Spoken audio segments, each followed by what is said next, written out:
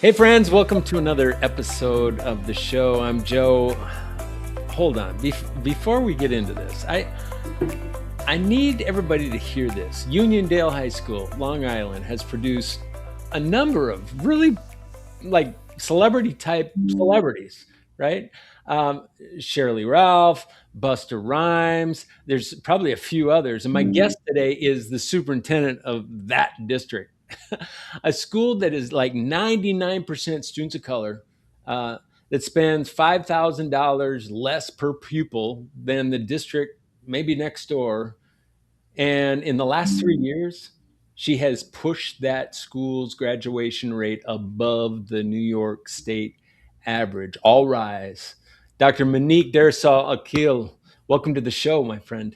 Thanks, Dr. Joe. I'm so excited to be here. So I have to ask, does Buster Rhyme know that you are the superintendent of his high school? He doesn't know He that. doesn't know that. We would love to have Buster Rhymes come and spend some time with us and all the brand Nubians and leaders of the new school. We'd love to have them as an old, former hip hop head, or maybe I'm still one. We'd love to have Buster come back. So, and he's not the only one that has walked those halls that other people would just know today if they saw him out on. Who are some other? So we have, some really special people. We have, even though she was not a student here, we have a special connection with Alicia Keys because her grandmother was one of our founders of our PTA association. Oh my And goodness. so I'm not going to say her nickname because I wasn't privileged to be to given That's okay. That's okay. but she is fondly known in Uniondale for spending time before she was the Alicia Keys. She spent time in the hallways, came to some of our summer programs, and we look up to her a lot over here. And of course, Cheryl Lee Ralph, Christian Cooper. Oh, Yeah, he is oh. a scientist, a very famous bird watcher, Harvard graduate. He had a National Geographic show. He won some Emmys. He is really like a Renaissance man, and he graduated from Uniondale as well. So we're really proud of the famous young people that have come through our hallways and are making changes in the world. And a number of invisible heroes, I would imagine, are still walking the hallways today. And you've got late graduation. I just picked that up from you. A lot of superintendents have already like practiced their speech and they're done and they're into the no. So you've got a few weeks left in the rest of this academic year, and then we move into the summer season. Before I dig into Uniondale, when I look at the data, because I look at the data of the guests that I speak to, I keep asking myself, really, how is this happening? The zip code math says that these outcomes that you're seeing shouldn't exist here. Uh, so, first thing you did when you arrived, you rebuilt the college and career room. Yes. Not a program. A lot of soups are coming in and bringing the program that worked from their other system, Yeah. but no, no, no. You staffed the room. Yeah. Why was that an emergency? So my director of guidance, came to us and came to me and said, I'd like to do this. And when I saw what was currently in place, it was a room that was staffed by, someone in a clerical title, and it was just a couple of books, some college brochures, and it wasn't a place to help kids who are, for the most part, first gen. A lot of our Mhm, students are first generation mhm. college going students, learning how to navigate this process without a long history of people who've done it in their family. It just wasn't a place that was really going to be a resource. And so when Dr. Stacy Reed came to me and said, could we staff this with a real counselor who has expertise? I said yes. Of course, I had to go to the Board of Education to ask for the allocation, and it has just done so much to uplift our graduation rate, but also diversify the types of colleges that our students are going to, and really let them know that they can go anywhere. They don't just have to stop at a 2 year institution, they can really go to some of the most competitive colleges. And she has the strategies and the formula, and that's our Jessica Kane to help us get there. You've got a real strong, secure, self-aware person in that position, but you also have a proven practice that you're putting Yeah. into play and it's working for you. Obviously, your numbers are showing it. So let me put the sector on the table here for a minute because I want people to understand this unique, and it was eye-popping when I got into it, just the environment that you're operating within. Long Island has 124 school districts in that slice of geography. Same county, same map. Uh, the e-build study that I looked at confirmed that Uniondale Rockville Center border is one of the most deeply divisive district funding borders in the entire country. What are school and district leaders, when they look at that, what are they doing with that gap that just is not working today? And how have you shifted that to make it work for you? So, I think that our school funding models are built on historical practices outside of large urban areas that have a lot to do with the residential tax base. So, basically, if you buy a house in a wealthy community, you have a higher tax base by which to fund your local institutions. That's how it works in New York. That's how it works, right? And so um that is perpetuating inequities in terms of per pupil spending. And so while we recognize that to be true, we do not use that as a justification for poor performance or lower expectations. This is the cards in which we have been Mm-hmm, given, mm-hmm. and our children are amazing, they're genius, and our staff are phenomenal, and we're going to transform the lives that come through our doors, whether you give me 100,000 or 50,000. We're going to make it happen. And That's it. That's it. Say it louder for the people back there. That's it. and again, doesn't mean that, we don't feel the impact of having less money, less state aid, less funding. Well, of course we do. Of course there are things that we could do if we were given more. But with what we have, we're going to just keep pushing, and keep moving and keep expecting great outcomes and working like Dickens to make it happen. So I don't villainize my neighbors. They didn't create these funding formulas. And the other thing is, we develop partnerships. I want our children to be the best and the brightest. So that Mm. means that our staff and myself have to continually get, great ideas. And I think great ideas are found everywhere. So we don't isolate ourselves because we are in a racially segregated community. We are constantly developing partnerships with other school districts that have higher SES, lower SES. If you have a great idea, we're out there going to, we're going to visit, we're going to check it out, and we're going to see how can we adopt it, even if it means we might have to think about, what is within our means. We're going to adapt those great ideas. So, we're not on an island. We are on an island, You are on an but not ideologically. We right, are and I love the constantly, fact that you're honoring your neighbors. You're honoring this system that was built by, I would just say, a wound, and I'll get in trouble for that. You won't. But our bad systems, our broken systems, were created by a wound out there of misunderstanding how that might be sustained throughout generations and generations. So tie in school district funding to property wealth, I think is a big. It's just been a big challenge across the entire country of ours. But you're not reacting to it. I'm not seeing you reacting to it. You're responding to it, but you're not reacting to it. You're not pointing fingers. You're not victimizing yourself, saying, "Well, we can't." Because my guess as a student in your district is going to have as many opportunities that you've been scrappy to figure out how we're going to do this than what they would have if they went to another district that maybe had a few more dollars to work with. That came from a place, Doc. That came from a place. And you came from a place. Tell me, Bed-Stuy, what in the world is Bed? Where is that? And tell me about just how that was kind of the place that made it all happen for you.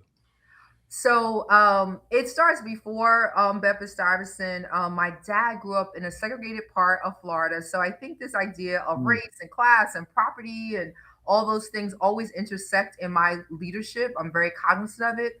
My dad grew up in Vero Beach, Florida, in a segregated part that was actually called Gifford, where the African Americans lived. And when he relocated to New York in search of a job opportunity and met my mom, he moved to Bedford Stuyvesant, which where at the time is where one of the large places where Black people in Brooklyn lived.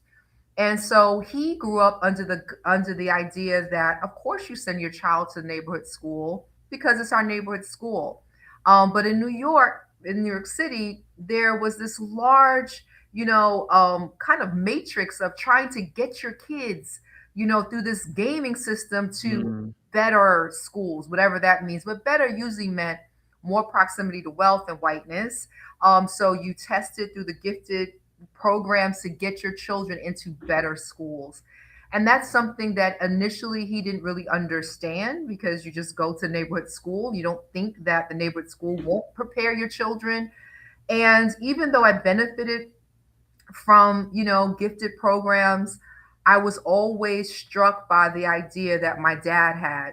Your neighborhood school should prepare every child for a great outcome, and you shouldn't have to fight or scheme or network your child into a better environment. So that's where kind of my way of doing and knowing and leading comes from. The neighborhood school should has to be a viable, wonderful option for all kids. And so I've always been committed to the neighborhood school, whatever that neighborhood is, whether it's Bed-Stuy or Bushwick, which was also in Brooklyn, where I was a principal, or Brentwood in Long Island. I've just always been committed that we can do great things in the neighborhood. Tell me about the academy that you built in Brushwick. So that was under the Joel Klein era of chancellor under Bloomberg, where You are a disruptor because that place did not belong there until you arrived. well, we were challenged with creating like these startup type schools, right? Bloomberg was like, he's this businessman that what if we blow up, typical ways of doing school and let smart people create some ideas, innovative ideas, and create these innovative places inside of schools that have been traditionally failing. And so I was invited to be a principal at 32 years old, which sounds crazy and still feels crazy. And I worked with a group of amazing teachers and partners, and we created this urban planning school where students would be immersed in design and architecture and public policy and really questioning how we got to be, how does funding happen, why do some parks look amazing and green and other parks are concrete? And what do we as citizens do about it? Mm. So we design curriculum around like these authentic problems in our local community. And, with kids that would have attended Bushwick High School. So we had our share of E&L students, students who were going to be first to graduate from high school in their families, students who were the children of, incarcerated parents being raised by grandparents. We had our share of every student that people thought would not succeed, and we worked and we changed outcomes and we changed lives. And I think we actually changed the neighborhood working with my colleagues in that building. I love it. You're not just changing the local geography or park or mindset. You're changing a family tree. I mean, when you think about the level of impact and that seat that you're sitting in right now, um, you were told no multiple times. That people literally told you this seat wasn't in your future. What has kept you going? So I grew up in New York City. Went through some challenges. Was a mom, and as a principal, and as I moved up, in the Department of Education, I was very intrigued by policy and who makes the decisions. Hmm. And so I think every step in my career was about why and who makes that decision.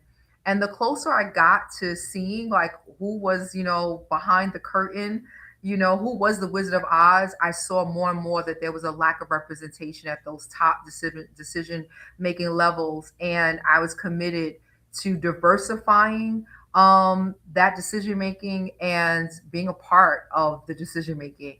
And so that's the thing that kept me going. Like, why not me? Why not a black mother of sons and a daughter? Someone who grew up in New York City schools and went to Brooklyn College. Why not me? Why not someone who's been a principal in an area that was underserved? Hey, friends, quick question before we get back to it. I know that you have talented people on your leadership team, but is your team actually performing to its full potential? Most aren't, and most don't know why. The Team Intelligence Assessment is a solution to change that.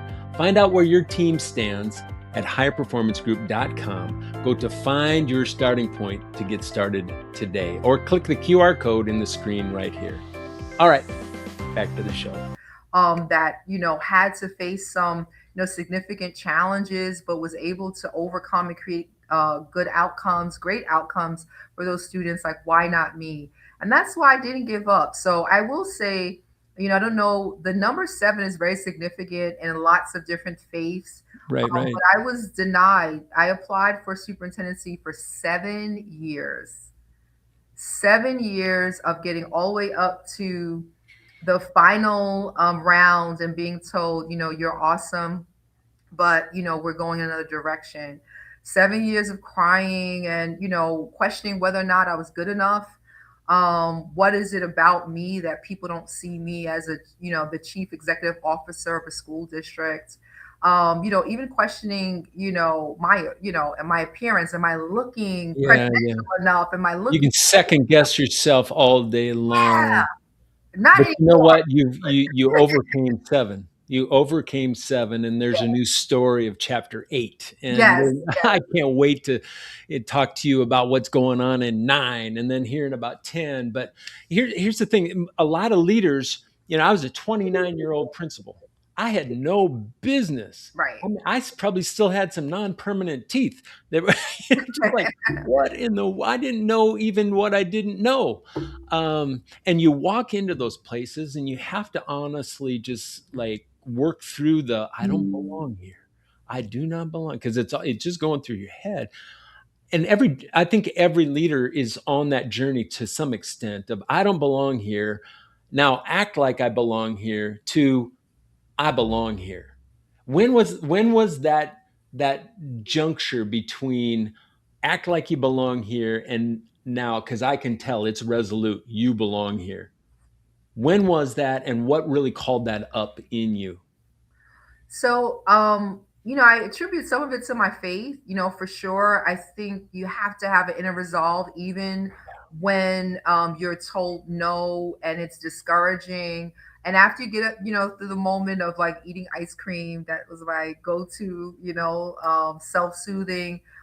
Even after you go through that, really dusting yourself off and saying, listen, despite what it looks like right now, I know what is promised for me. I know, what I believe I'm called to do, and I'm just not going to give up.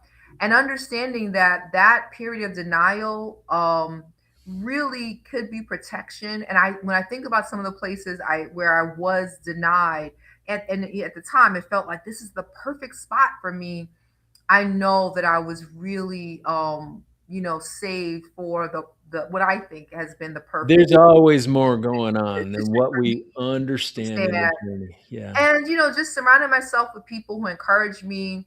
But I also think we have to be open to the lesson, right? So, we should always be sharpening our sword and saying, are there new tools I need to continue to learn? Are there, so I always, went for coaching and participated in consortiums, and I just never stopped learning and growing, because even if you might think you were unfairly denied, there still might be some feedback that you can receive and things you could work on.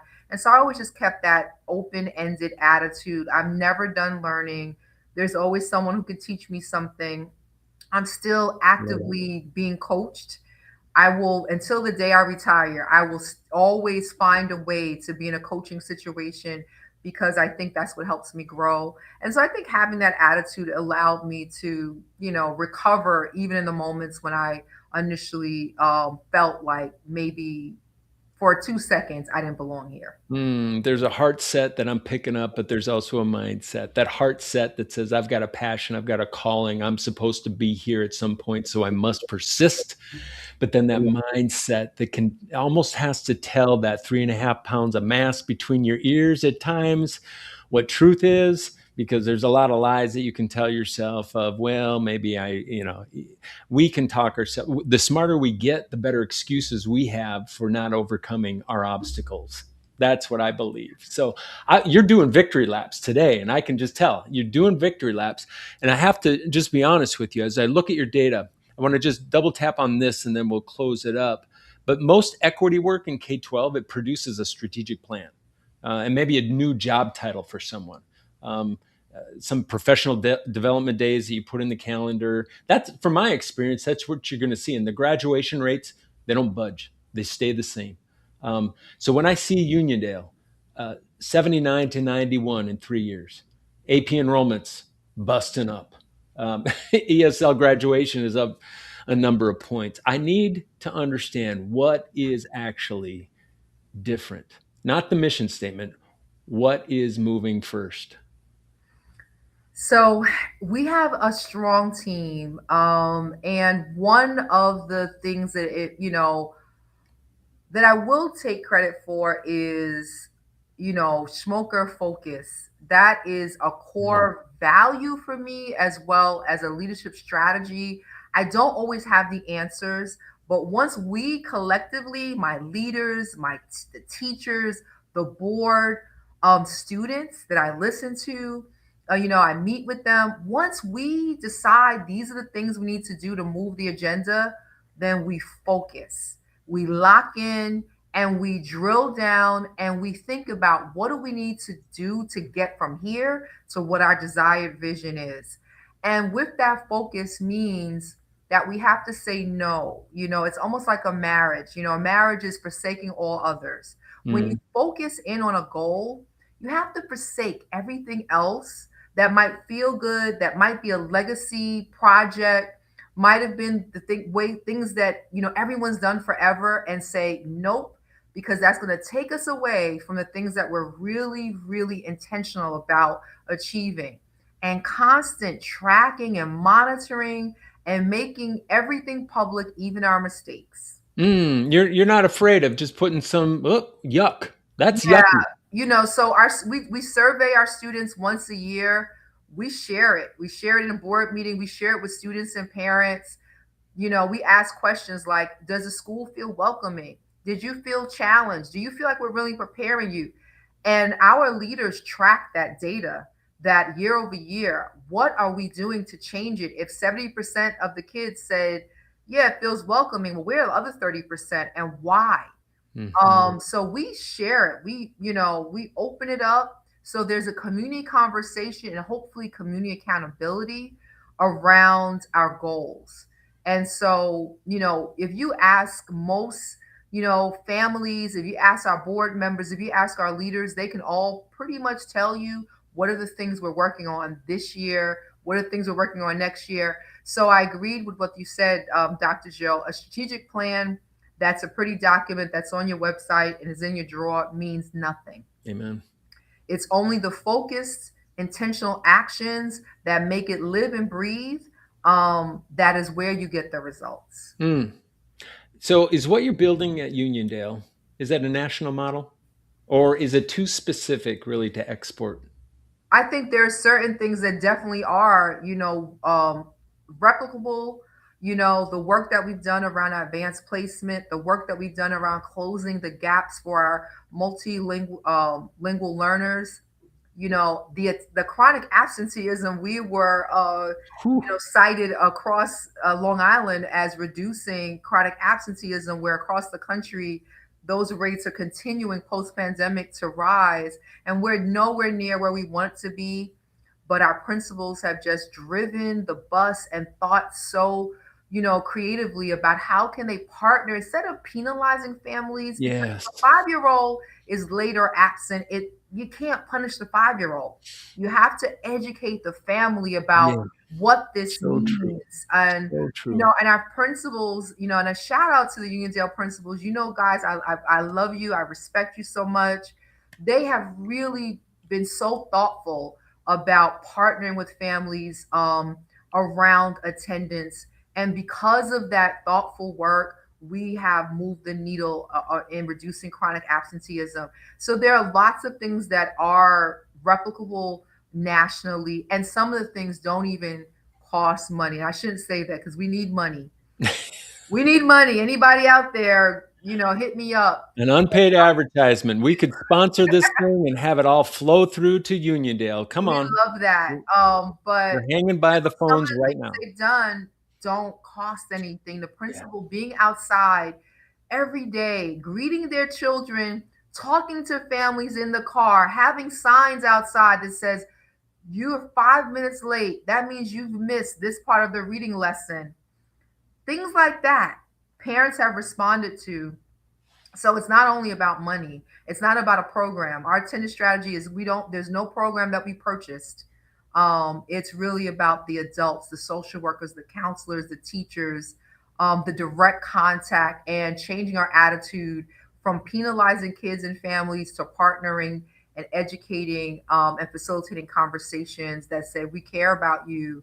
And when your kid is not here, they miss a lot and we need them here. Well, and I hope that you continue to really frame everything that you are doing, because I know the proven practices that you're building. There's no such thing as best practice anymore. It's better practices that we've learned from. This is a whole new world that we're living in right now.